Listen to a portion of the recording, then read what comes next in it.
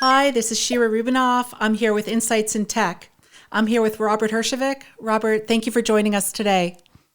Thanks for having me, Shira. Certainly. So, Robert, as a people, we are facing big challenges with the coronavirus. And certainly in the cybersecurity world, we're facing many, many different challenges. And I wanted to talk to you about a few of those. I wanted to start off with one of the pieces I read that you wrote about cyber hygiene. I do talk certainly a lot about cyber hygiene within industry, how it's important for industries to really brush up on their cyber hygiene and be it at top of mind. And in your article, you wrote about how it's important to, especially now, be very cyber secure and brush up on companies' cyber hygiene. Can you tell us a little bit about that? Yeah, this is certainly an unprecedented time. And one of the things that we've seen is the rush to online work. According to some reports, the global internet traffic has risen by 30% in the last few days. That's a greater time than any other time in history. And so companies have had to go from a few remote workers to every single person working remotely. And there's very few companies that were set up for that. On top of that, you add the supply shortage issue, so people can't get hardened laptops. A lot of companies that have very specific cybersecurity needs, including us, have to lock down laptops. Well, what we're seeing now in the States is that a lot of our customers' large laptop orders are being provisioned by the government for first responders. So you've got a double challenge there. You're telling people to work from home, but you can't get the devices. And so those people still need to do their job, and they're logging in from unsecured devices. And so it's multiple challenges. And what we're seeing is people that had a good policy before are strengthening it, and people that didn't have one are really scrambling to try to keep up. Certainly. And I'm sure you see the uptick now in phishing, in spear phishing. And I believe that zero trust now is taking a front line in terms of what companies are wanting their employees to do. And as you discussed about with the laptops on having to secure them or actually being able to log in from appropriate places, what would you say to organizations when, as you said, companies are struggling to get their employees to be secure and wanting to implement that across all sectors of their industry? How can we ensure businesses are doing this appropriately and really educating their employees to do that in such all of a sudden it happened overnight pretty much that we had to do this. As you said, we're going from being at work every day, now all of a sudden we're remote. What should companies do if they're kind of struggling at this point? Well, it's very challenging, as you well know, and the attacks in phishing, it's very interesting. Phishing preys on people's needs, weaknesses, or desires. Good phishing campaigns are actually not a technological attack, it's more of a psychological attack. It kind of feeds on our deepest dreams, desires, and wants, if you will.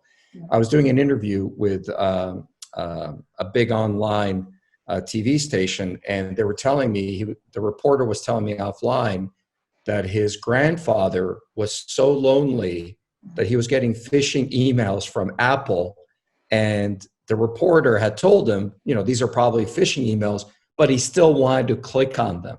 Exactly. And part of the rise in phishing is people are isolated and people are lonely.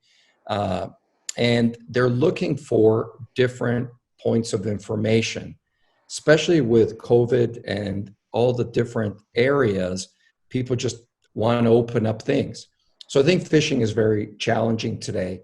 But to your point around zero trust, what we're seeing is identity is even more important. Multi-factor authentication in general apps, even like Zoom, if you click on the appropriate setting at an enterprise level, you can still use multi-factor authentication. So this idea of being who you say you are remotely is even more important now. And we're also seeing the rise in things like identity and different cloud type of identity services along that line. The challenge, of course, is if your business is in real trouble, is security essential or is it optional? Obviously, I think that security is essential to most businesses, but I think these are such challenging times. What we worry about is that entire industries are at risk right now. No, exactly. And I love your point about you talking about phishing being very emotional, emotionally driven. We're dealing with humans' emotions.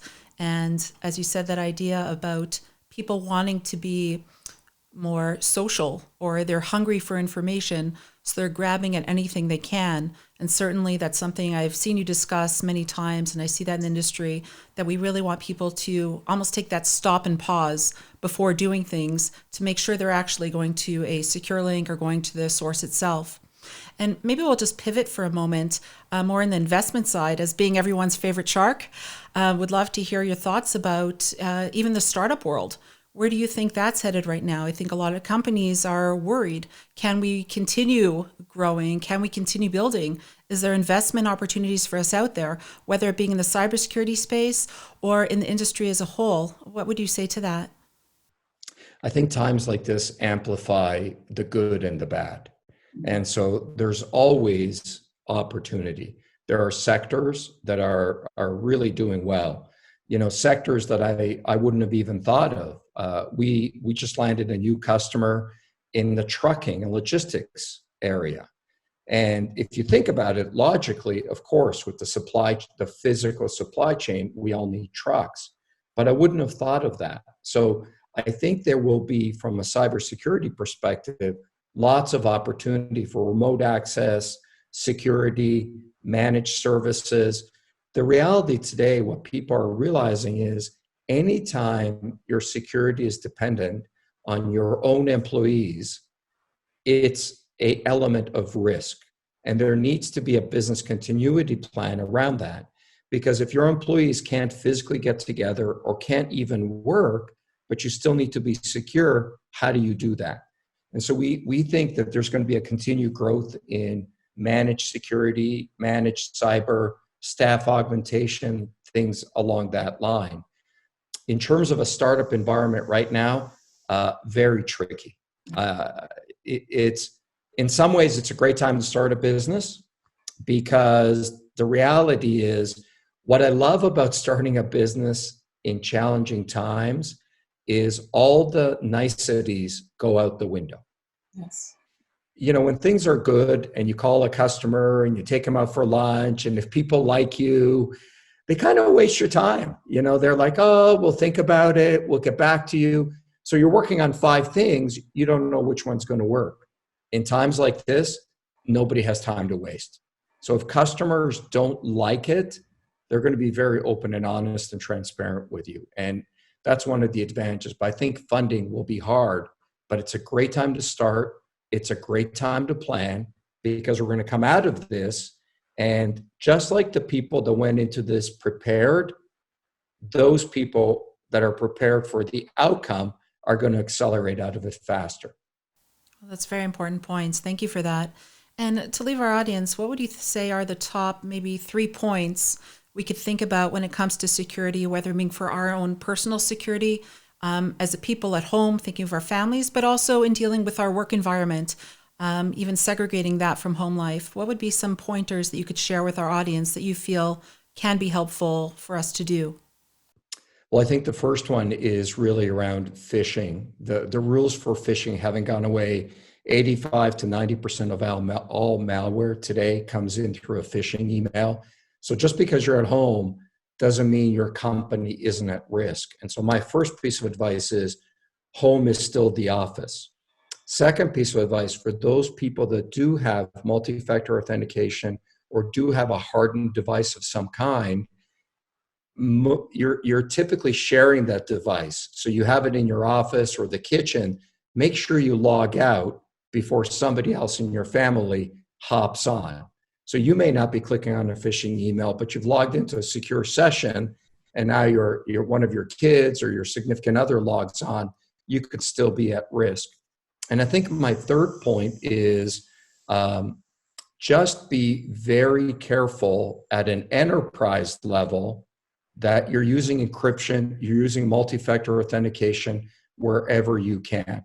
I mean, obviously, if everything's falling apart, you just need to communicate, you're going to do that.